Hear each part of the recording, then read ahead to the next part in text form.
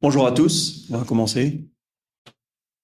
Je m'appelle Christophe Nétillard, je suis expert en observabilité et je suis accompagné, Thomas, t'as le micro. Oui, c'est vrai que le micro m'attend. Et donc, Jocelyn, Guillaume, pareil, même job, faire de l'observabilité. Donc on va vous parler d'observabilité. Si vous ne connaissez pas l'observabilité, vous êtes au bon endroit. Si vous connaissez l'observabilité, vous êtes quand même au bon endroit. On va en principe vous donner un autre angle de vue que vous pourriez avoir, je pense. On va sûrement casser quelques idées puisque l'idée c'est d'aller un peu au-delà du buzz et c'est clairement un buzzword. À la main levée, vite fait, pour qui ça parle, l'observabilité? Bon, c'est quand même une majorité, donc j'espère qu'on est au bon niveau de discours.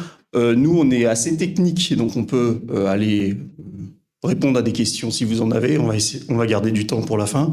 On va aller assez vite sur le contenu parce que si c'est trop de blabla, ça va vous ennuyer. On va aussi faire des démos, donc soyez indulgents, c'est du live, c'est plus rigolo, mais ça va forcément être aléatoire. C'est le principe de la démo. On mettra une petite casquette.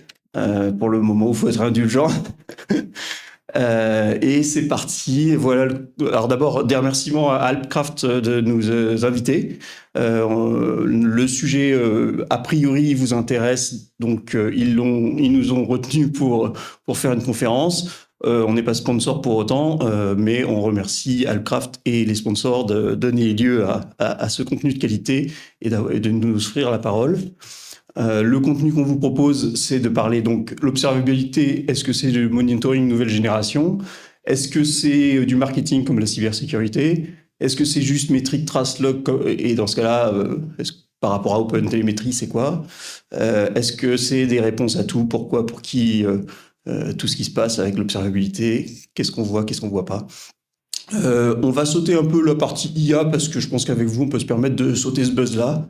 On va essayer de vous dire pourquoi c'est important, par contre, dans les organisations qui peuvent être probablement les vôtres ou vos clients, et jusqu'à ce que ça puisse claquer au codir une petite ligne budgétaire.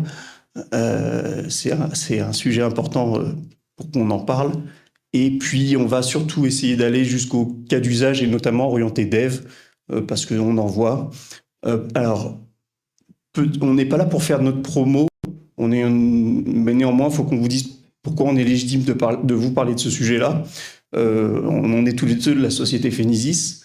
On est une petite entreprise d'experts. On ne fait que de l'observabilité. C'est pour ça qu'on se permet de vous en parler. Par contre, on a un biais sur ce discours qui est clairement, on fait partie du monde IT Ops, donc plutôt la droite du schéma d'Arnaud tout à l'heure. Vous êtes plutôt sur la partie presque gauche, si je comprends bien, même si vous devez adresser l'ensemble du cycle. Ce qui fait que, premier disclaimer, on n'est pas du monde du dev. Alors, ce matin, en m'habillant, je me suis dit, tiens, je vais peut-être pas mettre une chemise pour aller voir une conférence de dev. Puis finalement, j'ai mis ma chemise comme d'habitude. Et je me suis dit, bon, bah là, j'ai pas besoin de faire le disclaimer. Évidemment, on n'est pas du dev, mais ce qui est intéressant, c'est que ça vous donne un angle de vue sur ce sujet que vous n'auriez peut-être pas en discutant entre devs sur l'observabilité. Attends, deuxième disclaimer plus important, c'est que on fait de l'expertise, conseil, intégration, expertise en tout genre, mais on revend aussi les solutions des éditeurs. Donc on va tenir un langage et des démonstrations qui correspondent au marché commercial de l'observabilité, alors qu'il y a tout un pan sur le logiciel libre, évidemment, mais nous, on n'est pas tellement sur cette plateforme technique logiciel libre, parce qu'il faut bien gagner notre croûte, d'une part, et puis après, je vous entends penser ah d'accord, c'est des vendus qui vont nous vendre des trucs. Non, alors, enfin, si, oui, on est vendus. Bien sûr, comme je vous ai dit, on gagne notre croûte. Mais en fait, on est partenaire avec tous ces noms qui sont tous les leaders du marché. Donc eux, ils n'aiment pas du tout qu'on soit partenaire avec leurs concurrents. Par contre, nos clients, ils adorent parce que ça nous permet d'assurer un certain équilibre et une certaine neutralité dans le discours. Donc on est capable de parler de plusieurs acteurs, à nos clients évidemment, et tout le monde nous donne de l'argent, donc faut que vous le sachiez. Simplement, les démos, on a essayé de mixer un petit peu les solutions, histoire que vous n'ayez pas l'impression qu'on est venu vous vendre un produit ou quoi que ce soit. Ouais, on est des vendus, mais de tout le monde. Alors, allons-y pour le début. Est-ce que l'observabilité, c'est juste le monitoring nouvelle génération ? Je vais passer assez vite parce que les définitions, je ne veux pas vous faire l'affront de vous les détailler, mais en gros, historiquement, on parlait de métrologie, de supervision, de monitoring, tout ça s'articule depuis des décennies. Vas-y, passe.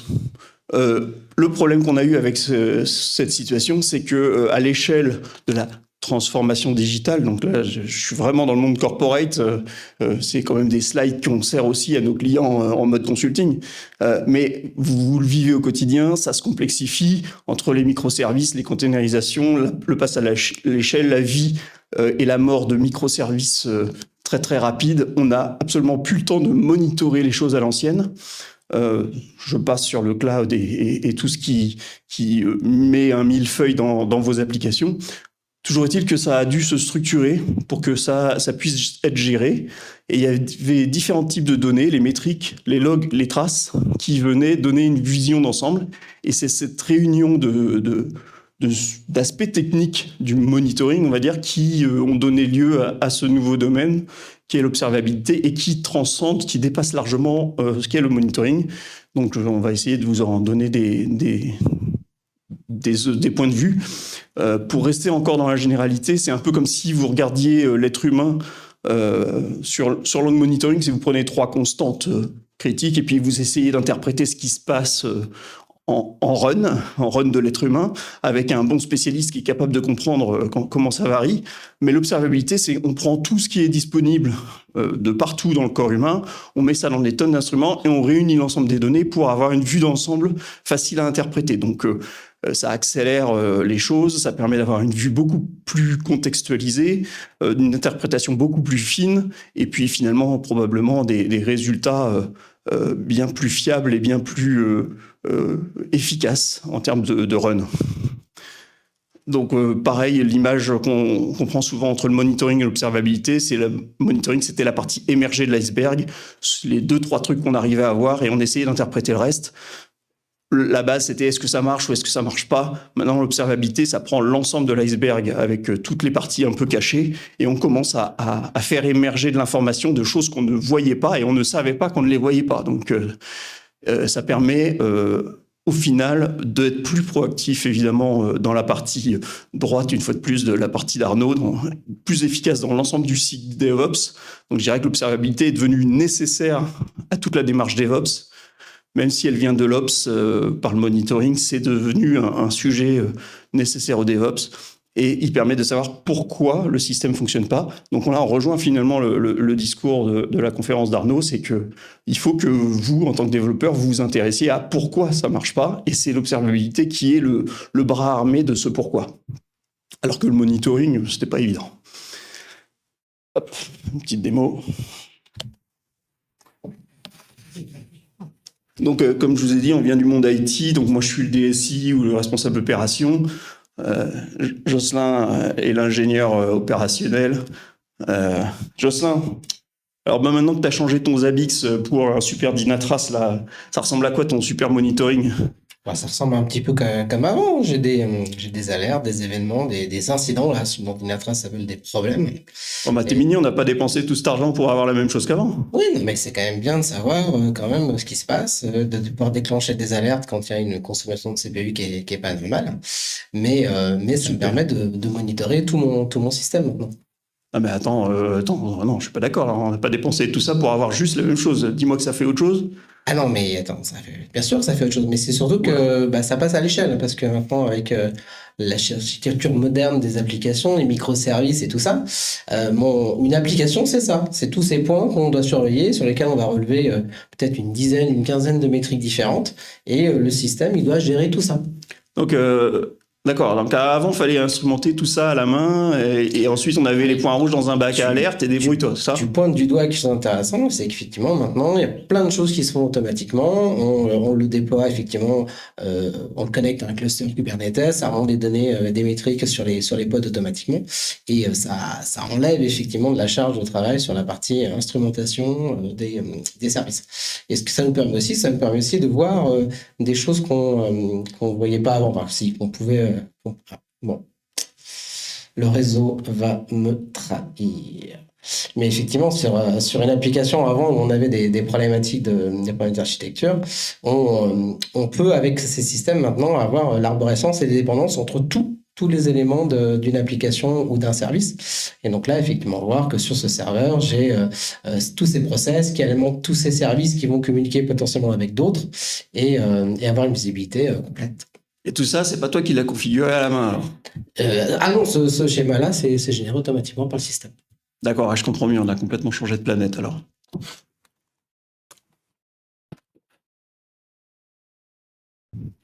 Bon, voilà, c'était pour vous dire que l'observabilité, ça va plus loin que le monitoring.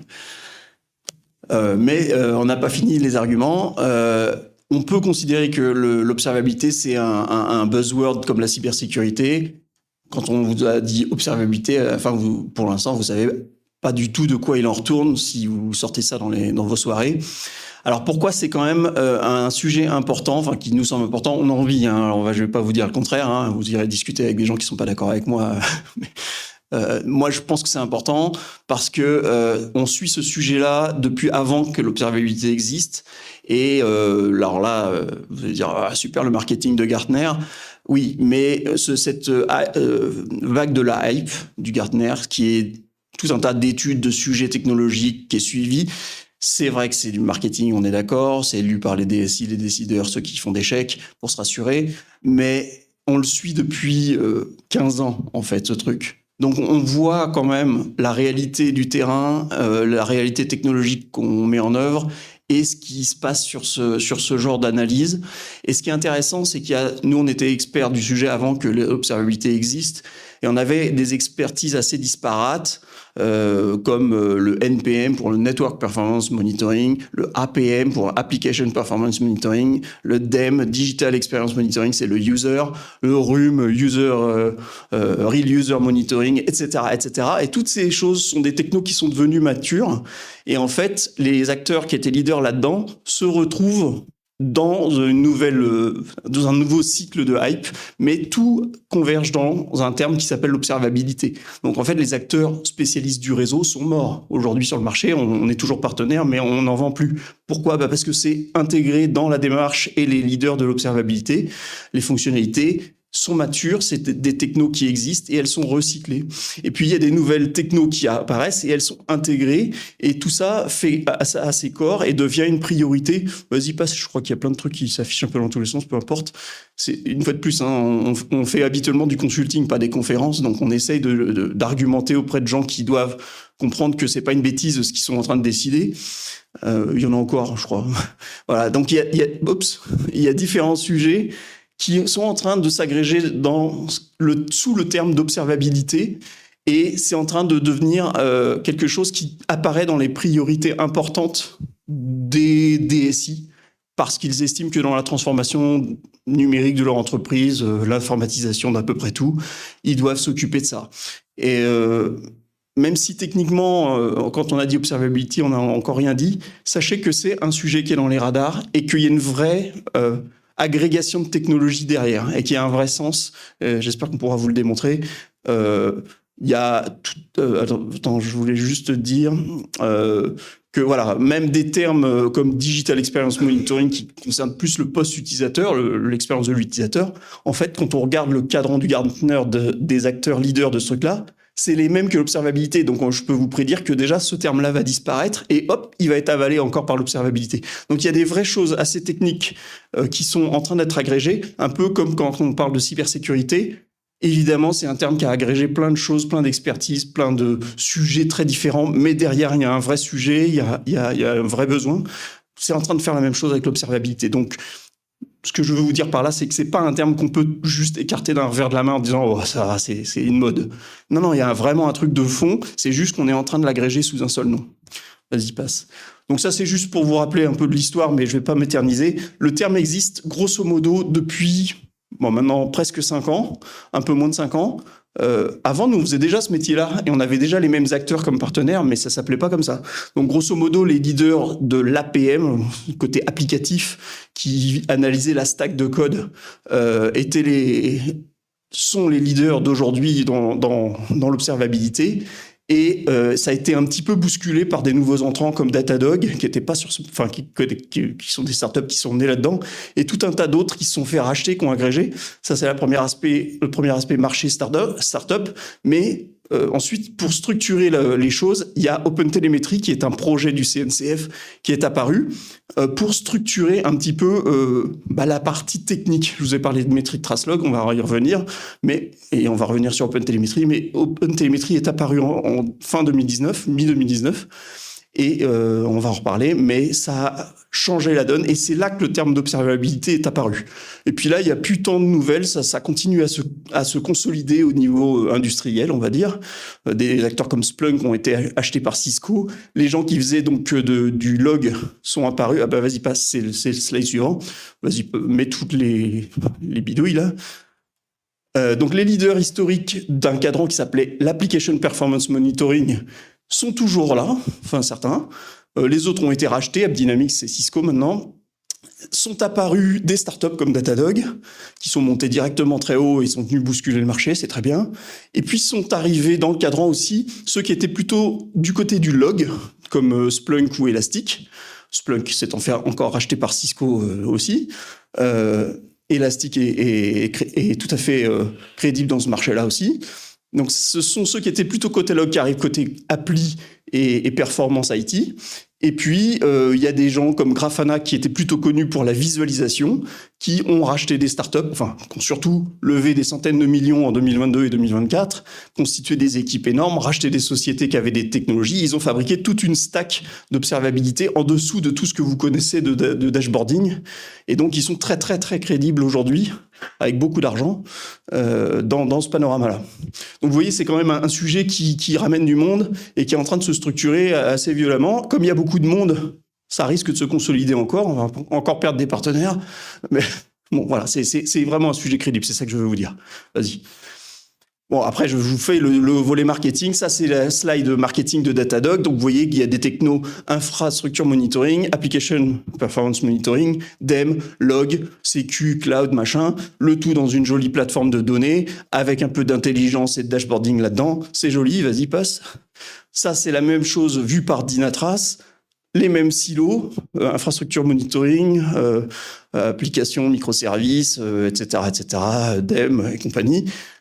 Le point commun, c'est la plateforme unique de données qui est plus ou moins bien faite par les acteurs. Ça, c'est Elastic, ça date peut-être un peu, mais vous voyez, et c'est moins élaboré marketingment parlant, mais c'est la même chose. Et ça, c'est Grafana. Ils ont construit toute une stack avec des rachats.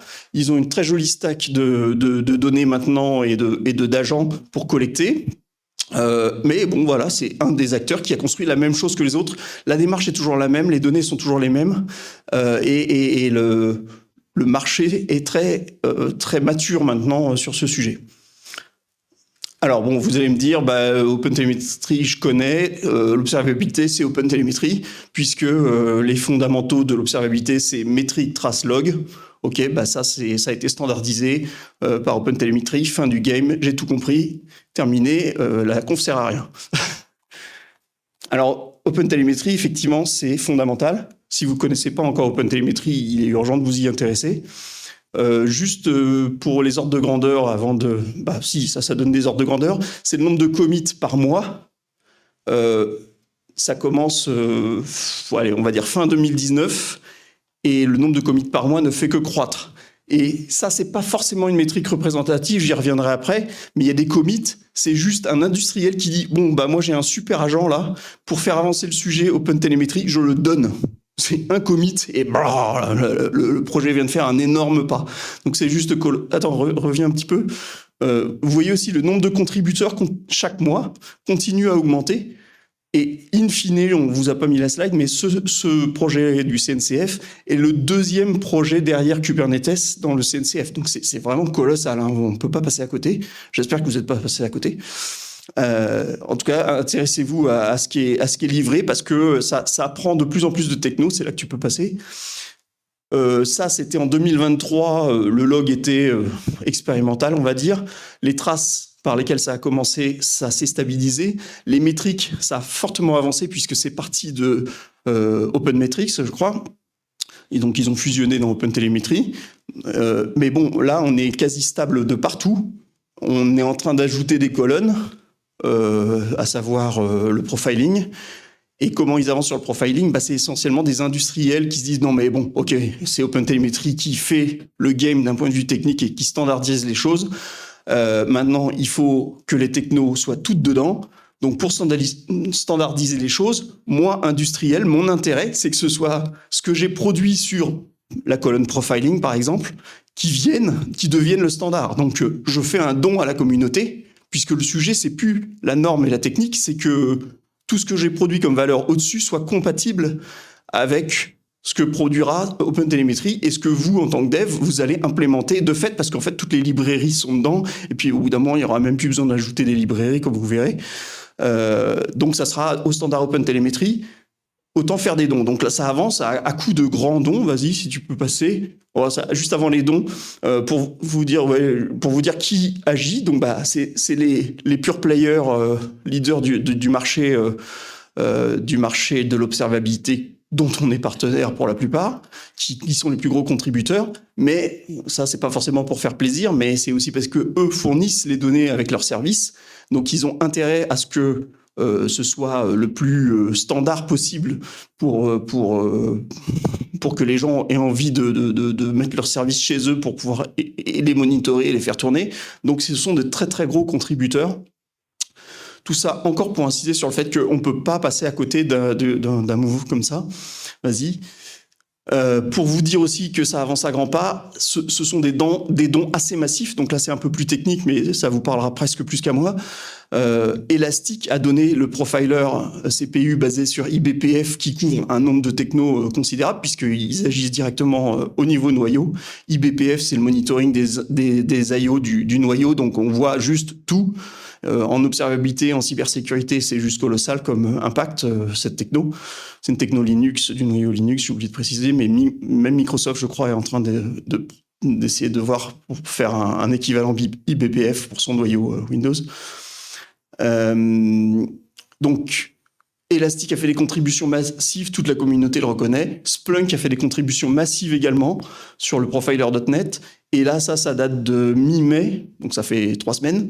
Grafana Labs a donné son traceur, qu'ils appellent Bela comme produit chez eux, qui est leur traceur automatique eBPF. Ça veut dire que là, vous n'avez même plus besoin d'instrumenter le code pour tous ces langages. Il va chercher les entrées-sorties et tout ce qui se passe directement dans le noyau. Et hop, il en fait la métrologie, les traces, et je pense à terme les logs. Enfin là, c'est des traces, en l'occurrence. Donc c'est colossal. Ça, c'est pour vous dire, OK, OpenTelemetry, donc c'est l'observabilité. Alors non, ça, c'est la présentation qu'on fait d'un point de vue consulting à des clients qui se posent la question, qu'est-ce que je dois faire sur l'observabilité en fonction de ce que j'ai, tatata. On leur fait une espèce de cartographie de leur existant et de démarche pour avancer. Donc c'est plutôt les cases du haut de Arnaud, c'est super ces schémas tout à l'heure, ça me permet de caser notre discours là-dedans. Les parties hautes que vous voyez peut-être moins, comme disait Arnaud, c'est pas forcément des choses où on est au premier abord intéressé par les décisions, mais les gens dans les cases hautes de produits d'IT se disent quelle direction il faut que je prenne, qu'est-ce qu'il faut que j'achète? Eh ben, OpenTelemetry, en fait, c'est la couche collecte, c'est le début de l'histoire. Évidemment, c'est là-dessus que tout le reste s'appuie, mais c'est le début de l'histoire. Et quand on parle des acteurs que vous avez vus, Datadog, Dynatrace, New Relic, ils sont en train de donner leur techno là-dessus. Donc en fait, eux, ils construisent les parties au-dessus. Ils font le data lake de stockage, ils font la partie visibilité, là que j'ai appelé observabilité, mais en fait, en général, ils ont toute la stack. Et derrière, ils essayent de construire de l'intelligence pour les process opérationnels de run. L'IOPS, j'en dirais juste une définition, mais avant, c'était la gestion des alertes, on va dire. Aujourd'hui, on essaie de faire ça de manière un peu plus automatique et intelligente. Donc, c'est pour vous dire, est-ce que OpenTelemetry est l'observabilité? Non. OpenTelemetry, c'est là. L'observabilité, c'est le reste. Enfin, c'est tout. C'est l'ensemble. Donc, c'est une brique fondamentale, c'est le socle de l'observabilité. Et alors, ce qui est beau avec l'observabilité, c'est que, bon, ça, c'est un truc que vous pouvez trouver sur le net. C'est qu'en gros, il y a plein de techno dedans, et même à l'intérieur de ça, il y a plein de modules, etc. Mais c'est un standard. Et dans un standard, ça veut dire que vous avez des protocoles pour échanger, et vous avez des outputs qui sont standards. Alors, vous allez la rejouer un petit peu live. Bon alors, Jocelyn, j'ai bien compris tout à l'heure, tu avais une super carto que j'ai payé cher avec Dynatrace, là. Ah oui, t'as payé cher, oui. Alors moi, mon angoisse maintenant, c'est si jamais ils nous font une crasse commerciale, on est coincé pour 3 ans, là, on peut plus sortir. Si on veut migrer, ça nous prend combien de temps? Ouais, je dirais 15. Non, 15 jours quand même, attends, c'est lourd. Non, 15 minutes. Ah, 15 minutes. Eh ben oui, parce que maintenant, j'ai plus un agent éditeur qui va instrumenter mon code de mes applications. Maintenant, j'ai un collecteur OpenTelemetry qui me remonte de la donnée et moi, je le pousse vers un Dynatrace. Je fais peut-être des traitements aussi avant et puis voilà. Change, là, t'as dit Datadog. Ouais, non, mais c'est Dynatrace mon exemple. Et puis effectivement, si on veut passer chez l'autre grand méchant, Datadog, qu'est-ce que je fais? Je crée juste un nouvel exporteur, c'est la terminologie OpenTelemetry, et je l'envoie aussi vers le back-end, vers les serveurs Datadog. Je peux même potentiellement faire une migration douce, envoyer les deux à la fois encore vers Dynatrace et vers Datadog. Comme ça me laisse le temps de voir si j'ai bien couvert tout mon périmètre, que j'ai pas de trou dans ma requête. Et le jour où j'ai plus besoin de Dynatrace, j'enlève l'exporteur Dynatrace et je ne laisse que l'exporteur Datadog. Donc non, ça facilite grandement la migration et ça rend beaucoup plus indépendant d'une solution au-dessus. Donc si j'ai bien compris, ça c'est parce que tu as fait les choses bien avec l'équipe de dev, vous avez mis de l'OpenTelemetry de partout. Exactement. Et alors ça peut être un peu compliqué parce qu'il faut que je chaîne le micro en même temps que je fais des combinaisons de touches à 3 doigts. Donc effectivement, on parlait d'OpenTelemetry. OpenTelemetry, c'est des conventions, on va dire ça. Et une des plus importantes, ça va être la convention au niveau du nommage et des métriques qui sont remontées. Et si j'en prends une métrique qui est quand même assez intéressante pour des gens qui font du web, ça va être effectivement les requêtes. Donc on va prendre celle-là, les HTTP serveurs Active Request. Et ben c'est des métriques qu'on va retrouver dans tous les backends des éditeurs qui font de l'observabilité. Donc là on est sur un Grafana Labs, oui, c'est du live. Ça c'est la HTTP serveur Active Request qui remonte dans le backend de Grafana. Là c'est donc du Dynatrace. Donc dans le Dynatrace, je l'ai pas mis, mais pour vous montrer, si je tape http://server.activerequest, je vais la trouver aussi et je suis en mesure de faire les mêmes dashboards.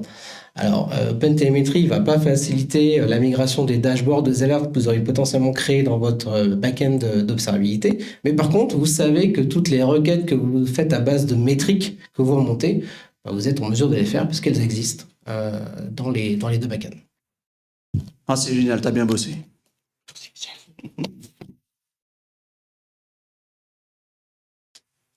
Et donc, une adresse IP s'appelle de la même manière dans tous les exports OpenTelemetry si vous cherchez une adresse IP. Donc, ça sera la même data source ID dans tous les back-ends d'observabilité. Donc, voilà. Et c'est vrai pour toutes les données, métriques, traces et logs.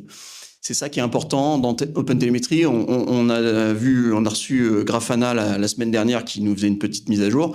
Eux, ils considèrent que le plus important dans OpenTelemetry, c'est presque la sémantique. C'est même pas le collecteur, parce que maintenant, il y en a des open source évidemment, mais tous les industriels en proposent un avec leurs add-ons dans tous les sens. Le plus important, pratiquement dans OpenTelemetry, c'est la sémantique, c'est la standardisation. Donc, soyez compatible OpenTelemetry dès que vous mettez en œuvre une stack logicielle quelconque. Puis Arnaud, effectivement, parlait de full stack, lui, développeur full stack et tout ça. Nous, en général, dans notre métier, on a plutôt tendance à parler de ce qu'on va appeler du end-to-end. Donc, on va parler effectivement de la du client vers les applications, les bases de données et tout ça. Mais on va aussi employer la terminologie full stack, où effectivement, en full stack, on va plutôt parler du fait qu'on va être capable d'implémenter toutes les couches de l'application. Donc effectivement, la partie front, la partie applicative, la partie stockage et tout ça. Et donc, c'est le vrai enjeu de l'observabilité, c'est d'être capable d'être à la fois couvrir tous les sujets du client vers les applis et dans les applis de droite à gauche.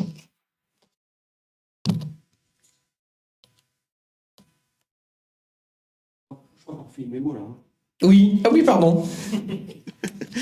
Ouais. Pour vous ayez une petite idée de à quoi ça ressemble concrètement dans les plateformes. Jocelyn, il y a le responsable du site web là, qui me disait que les utilisateurs ils se plaignaient, ils avaient des erreurs. Bon, bah maintenant, ça se présente comment là? Tu peux m'en dire quoi? Ouais, effectivement, là, je regarde sur les 30 dernières minutes. Ouais, ça a l'air effectivement de quand même générer beaucoup d'erreurs. Oh oui, il y a plus d'erreurs que de pages chargées, ça va pas là. Euh, Bah écoute, effectivement, je vois qu'il y a un problème.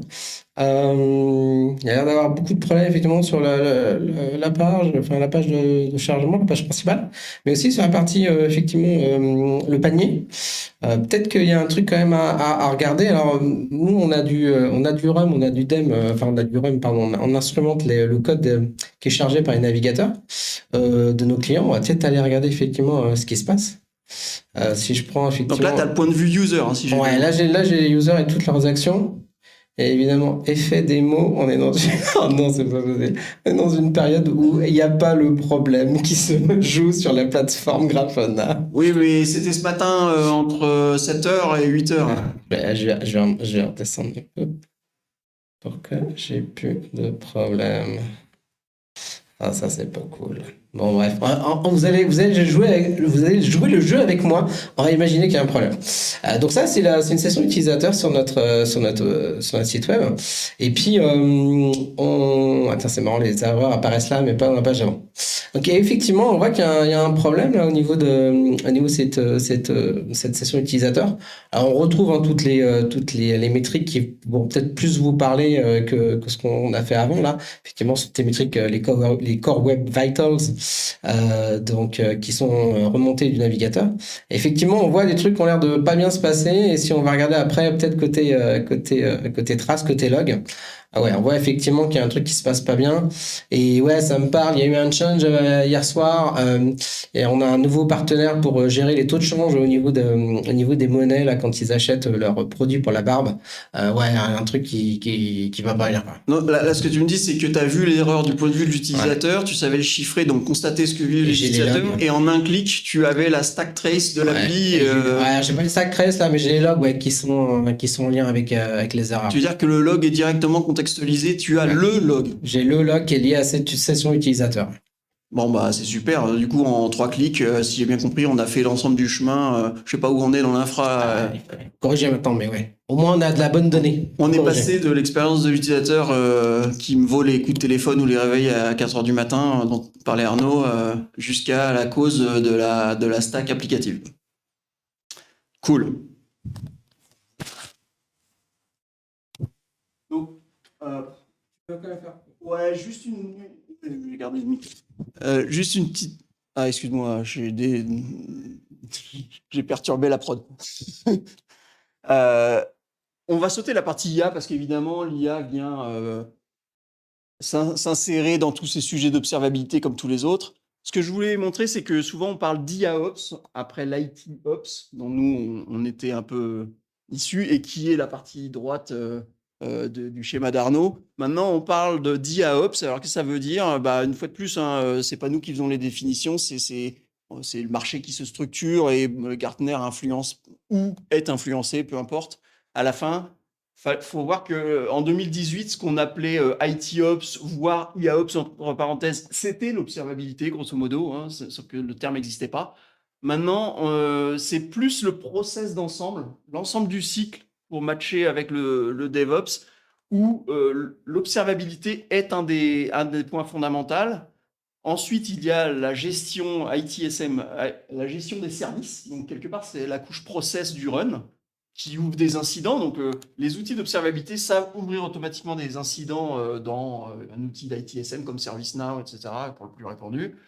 Et puis, si jamais on tombe sur un problème très connu, classique, il y a souvent un runbook qui a été créé. Le runbook déclenche des scripts dans votre orchestrateur préféré d'automatisation. Tous les noms m'échappent d'un coup. Et peu importe, ça finit par faire un cercle vertueux qui peut être automatisé et peut-être un jour avec de l'IA dedans, peu importe. Mais en gros, il faut voir que ça devient un élément nécessaire et fondamental, parce que là, l'automatisation vient relever le service tombe l'alerte tombe, ferme l'incident, et en fait, à la fin, je vous dis ça parce qu'on le voit fonctionner chez certains de nos clients, hein. La promesse, c'est ça, mais on le voit fonctionner. C'était Groupama qui a déjà ce cycle complet sur certains runbooks, et en fait, l'incident a été ouvert et refermé sans qu'aucun opérateur ne soit intervenu. Donc, c'est pour l'instant juste de l'automatisation, mais cette promesse, elle est en cours et elle va fortement augmenter à partir du moment où on a plus juste du monitoring, mais de l'observabilité beaucoup plus contextualisée, où on sait quel est le log, quel est le contexte, quel est le numéro de la carte bleue de Madame Michu. Je peux réutiliser le micro. Donc, tout ça pour dire que à la fin, l'observabilité, ça devient un sujet qui claque au codir, comme je disais. Ça veut dire qu'en fait, on a agrégé suffisamment de choses, suffisamment d'enjeux et de transformation de la manière de gérer l'informatique d'entreprise ou de grandes organisations un peu complexes pour que ça devienne un sujet qui... Alors nous, on vend à des grosses boîtes, même jusqu'au CAC 40, on vend ces solutions-là. Donc, on a besoin de la signature à un certain niveau de gens qui disent « Ok, on va faire ça, et on va y aller comme ça, et on va mettre OpenTelemetry, et donc tous nos devs vont être formés à OpenTelemetry, et on va faire plus que de l'OpenTelemetry. » Ça, je parle de votre partie, mais en fait, vous imaginez bien que ça se décline dans tous les aspects de l'IT de l'entreprise. Et donc, pour que cette ligne-là apparaisse avec un gros montant, parce qu'ils sont pas gratuits, les Datadog. Je sais pas si vous avez déjà vu la facture Datadog, mais c'est un truc colossal, hein, un truc que vous faisiez gratos en termes de log. Maintenant, ils vous le facturent plein pot. Si les entreprises sont prêtes à mettre un chèque énorme, là où avant, c'était entre guillemets gratuit, sauf que ça transformait pas la boîte, c'est que ça transforme la boîte, justement. Donc, il y a un responsable des opérations ou les SRE qui se mettent d'accord avec les applis, etc., pour dire « Non, mais il nous faut de l'observabilité dans notre chaîne de DevOps, dans notre delivery d'applications. Sinon, on n'y arrivera pas, on ne sera pas aux objectifs, on ne pourra pas avancer au bon rythme. » Tout ça vient dans une ligne qui s'appelle observabilité. Et parce qu'ils arrivent à agréger suffisamment de budget dans cette ligne-là, maintenant, ça devient un sujet où le type d'interlocuteur auquel on parle n'a plus rien à voir avec les obscurs ingénieurs qui faisaient les applis ou les opéraient. Avant, on était dans un niveau très technique. Maintenant, on est passé à un niveau de décideur qui n'a plus rien à voir. Le budget n'a plus rien à voir non plus. Ils sont capables de s'engager sur plusieurs centaines de milliers ou millions pour faire du monitoring. Mais non, en fait, c'est beaucoup plus puissant que ça. J'espère que maintenant vous en êtes convaincus. Et c'est vraiment un accélérateur pour la plupart des entreprises. Quand ils ont un projet de move to cloud, c'est nécessaire. Quand ils veulent refactorer, etc., faut pas interrompre des applis qui ramènent de l'argent. Donc, il faut que ce soit sous contrôle, et c'est sous contrôle grâce à l'observabilité. Si vous, Groupama, une fois de plus, je vais me permettre de les citer, nous disait, parce qu'ils ont lancé dernièrement ils avaient déjà de l'observabilité, mais ils avaient une bonne demi-douzaine d'outils, dont Elastic, évidemment tout en Prometheus, Thanos et tout le machin. Ils commençaient à faire de l'OpenTelemetry.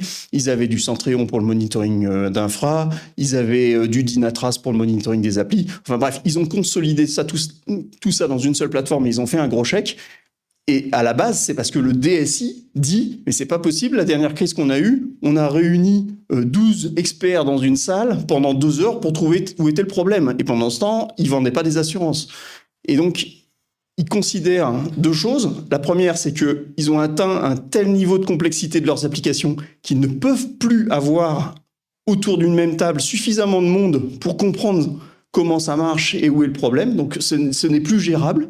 Et deux, ils peuvent plus se permettre d'avoir 2 heures d'interruption, le temps de réunir tout le monde et de se mettre d'accord sur d'où ça vient. C'est juste plus possible dans leur vie. Donc, ils en passent par là. Et quand il y a quelqu'un qui leur dit, ça coûtera tant pour faire de l'observabilité et l'ensemble de la chaîne qui va avec et les transformations, ils signent. C'est pour ça que vous pouvez pas ignorer ce sujet-là, parce que si vous ne vous intéressez pas à l'observabilité, sachez que l'observabilité s'intéressera à vous. Voilà, alors il me reste un petit peu de temps pour vous présenter des cas d'usage. Donc, améliorer la gestion des incidents, vous avez compris, je ne vais pas m'éterniser. Le suivi de l'expérience utilisateur, c'est le nerf de la guerre, passe juste au suivant, parce que la qualité des livrets, qui est le métier du SRE, normalement le SRE, c'est celui qui vient vous voir si jamais il s'est levé à 4 heures du matin et que ça tombe chez vous.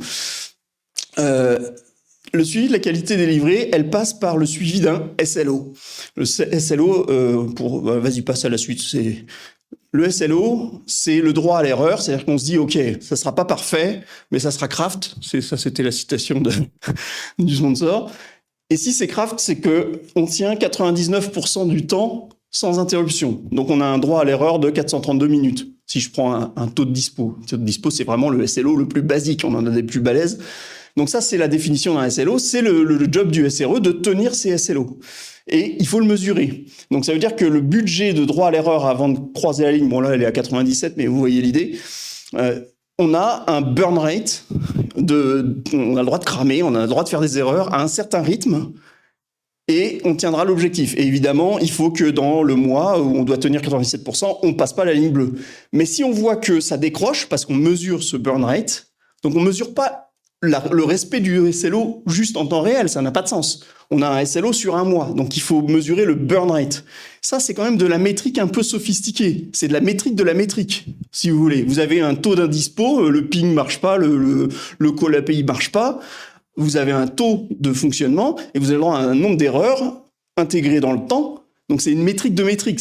Donc, il faut traiter la donnée que vous avez. Et puis, là, j'étais sur le taux de dispo, mais vous avez des métriques business beaucoup plus avancées qu'un taux de dispo. Et ce burn rate, on le mesure avec des outils d'observabilité. Donc c'est aussi pour vous dire que sans un outil qui collecte la bonne donnée, métrique, trace ou log, peu importe, ou une combinaison de tout ça, parce que ça peut être tout un process business qui va du bout en bout de l'utilisateur jusqu'au fin fond de la base de données, l'ensemble de cette chaîne-là, si elle est mesurée, traitée, il sait que toute la donnée est arrivée au même endroit, qu'elle est capable d'être intégrée, digérée, calculée, présentée, ça, c'est exactement le boulot de l'observabilité, d'une plateforme d'observabilité. Collecter, stocker, traiter... Attends, tu vas un peu vite. Je te presse. Oui, d'accord. Alors, vous avez compris l'idée. L'observabilité, c'est le meilleur copain du SRE, et donc c'est votre copain aussi. Maintenant, je voulais parler de 2 cas d'usage orientés dev. Le shift left, c'est-à-dire sur le tableau d'Arnaud, de passer de la prod plutôt vers vous, c'est un atout que vous pouvez accomplir grâce à des outils d'observabilité. Là, en l'occurrence, c'est le monitoring as code. Toutes les plateformes d'observabilité bien faites vous proposent des dashboards standards. Tout à l'heure, Arnaud parlait aussi des dashboards qui sont peut-être pas trouvables dans Datadog. Si vous le faites bien dans Datadog, vous pouvez faire votre monitoring as code, c'est-à-dire prévoir tous les fichiers de conf qui fait que quand vous committez, paf, le dashboard, il est provisionné. Et de toute façon, vous n'avez pas le choix parce que si votre container avec le petit service que vous venez de refactorer, il a une durée de vie de 2 minutes ou de moins de 1 minute, il n'y a personne qui va l'instrumenter. Donc, si vous ne l'avez pas instrumenté comme ça, personne ne le verra jamais. Donc, vous n'avez pas le choix. Il faut faire du monitoring as code. Et ça, les plateformes d'observabilité le gèrent bien. Autre cas de shift left, c'est-à-dire ça va vers vous, c'est le test as code. J'entends parler certaines conférences de TDD, Test Driven Development.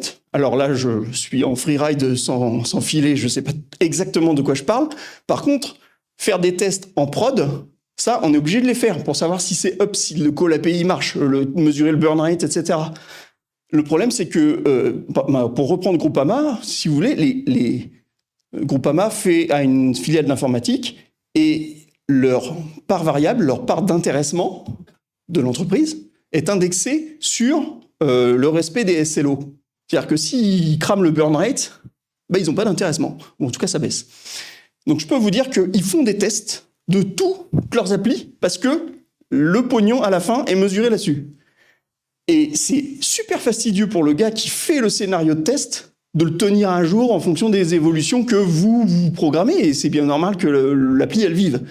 Et ben, il y a un shift left là-dessus. Pour vous prendre un exemple, Elastic, dans sa plateforme d'observabilité 8.8, sortie en mai 2023, a sorti une version de son synthetic testing basée sur Playwright et JavaScript qui se configure avec des fichiers de conf YAML, du JavaScript de base. Donc, vous pouvez committer ça dans le GitOps et les gens des opérations ont plus qu'à utiliser les tests que vous avez dû faire de toute façon pour le test de votre logiciel. De toute façon, vous devez le faire. Donc, autant le commiter aussi avec le code, avec le soft, pour que les ops l'utilisent comme une des briques de Lego pour faire leur scénario. Et à la fin, Groupama touche sa prime avec les bonnes mesures. De manière beaucoup plus simple, parce que vous avez unifié en fait la pratique de vos tests deviennent les tests de prod. Voilà, on va s'arrêter sur ce truc. Et comme je suis en time over... Si vous voulez noter là. Merci. Si vous avez des questions, on peut peut-être prendre 30 secondes.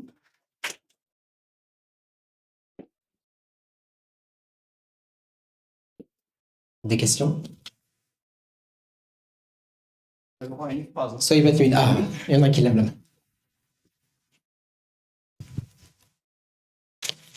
Par rapport au cycle que vous avez montré tout à l'heure avec la contre-mesure automatique, est-ce que, à votre connaissance, l'application de ces contre-mesures est instrumentée? Parce que ça pourrait... le fait d'appliquer 45 fois dans la dernière heure la contre-mesure, on a l'impression que ça marche, mais en fait, on a vraiment un système qui souffre. Je ne sais pas d'un point de vue pratique, je sais pas d'un point de vue réalité terrain s'ils le font, mais après, ce n'est rien d'autre qu'un autre script qu'on peut monitorer de la même manière, donc il n'y a pas de raison.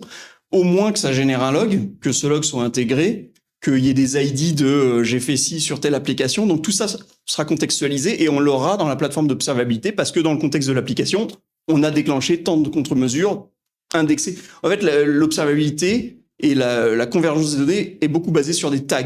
Donc à partir du moment où vous taguez une métrique, une trace, un log avec l'application, elle apparaîtra dans le contexte de l'application, donc c'est infiniment puissant.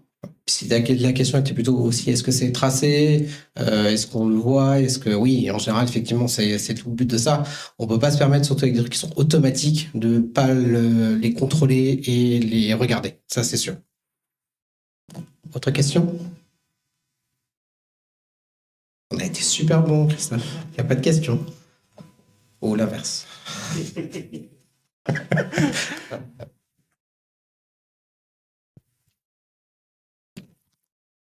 Vous diriez que c'est quoi les indicateurs qu'on est en train d'atteindre une échelle qui implique qu'on a besoin de ce genre de mesures? De votre discours, j'ai l'impression que c'est pas pour toutes les boîtes non plus. C'est quoi les indicateurs qui pourraient dire attention, là, il faut commencer à faire attention à avoir du code qui permet ensuite de mettre ça en place? Alors, nous, on a un biais de sélection de nos clients qui sont ceux qui sont prêts à payer pour, donc évidemment, je vois que cela. Faut reconnaître que c'est à une certaine taille d'entreprise. On parle au moins de centaines d'utilisateurs concernés. Et on n'adresse pas non plus le web, parce que ces gens-là, pour eux, c'est tellement critique qu'ils ont leurs experts en interne, donc ils n'ont pas besoin de nous, en vérité. Donc c'est n'importe quelle entreprise qui a de la criticité sur son IT, et aujourd'hui c'est de plus en plus globalisé, c'est tout le monde en fait, donc on a de plus en plus de boulot, en clair, et vous aussi. Maintenant, le chèque pour les types d'acteurs de ce qu'on vend, évidemment, implique que c'est plutôt des sociétés pour lesquelles il y a une taille critique importante, en centaines de personnes. Maintenant, des gens qui font du logiciel libre pour faire l'équivalent, c'est plus un souci de compétence que de taille, je pense. Parce que quand vous n'avez pas les gens, vous avez à peine les développeurs pour faire le job, avoir un expert Grafana, je parle de toute la stack, c'est pas si évident. Il y a Artelia à 2 pas d'ici, 2 rues d'ici, qui est un de nos clients. Ils ont la taille critique, la maturité, mais l'informatique, c'est pas encore totalement cœur de métier, pas suffisamment cœur de métier pour qu'ils fassent un big bang. Donc ils ont des outils, il n'y a pas de souci, il y a plein de trucs qui sont gérés, Mais l'ensemble de la démarche bien construite, c'est en cours. Et là, on est en train de parler d'une entreprise qui a entre 5 et 10 000 personnes quand même. Maintenant, une fois de plus, c'est parce que leurs informaticiens n'ont pas le temps de monter en expertise là-dessus. Donc, c'est un problème Puis c'est plus de ouais, compétences. puis aussi le fait que le dev et les applis, c'est pas leur cœur de métier. Leur cœur de métier RTA, c'est de faire des ponts ou des bâtiments. Donc, c'est des ingénieurs en architecture, en matériaux et tout ça. Donc, voilà. Bon, en clair, j'ai fait une réponse longue pour dire que j'avais pas la réponse. D'autres questions? On va dire une dernière. Bon, eh ben merci. Eh ben, merci de votre attention.